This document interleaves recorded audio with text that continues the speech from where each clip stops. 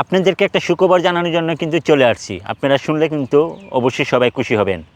মরিচাচে আজকে বাংলাদেশের এমবেসির পক্ষ থেকে পিকনিকের আয়োজন করা হয়েছে। আর সেই পিকনিকের আয়োজনে প্রবাসী ভাই বোনেরা সকলেই কিন্তু সেখানে থাকবে, বিশেষ করে আমিও থাকব। অনেকে হয়তো ব্যস্ততার কারণে, কাজে কর্মের কারণে হয়তো জানেন না। সবাইকে বলবো আপনারা সবাই কিন্তু সেই পিকনিকের আয়োজনে চলে আসবেন।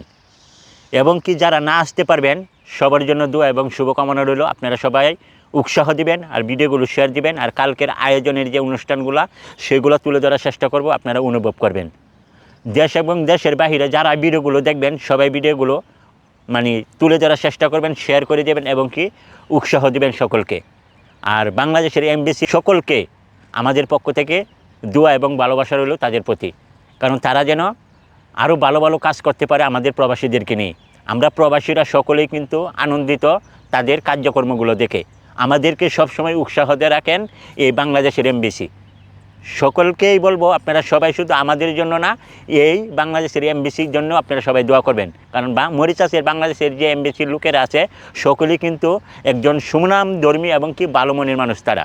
কারণ তারা সবসময় আমাদের প্রবাসীদেরকে নিয়ে খাঁটি মনে ভালো কাজগুলো তুলে ধরেন। আসসালামু আলাইকুম।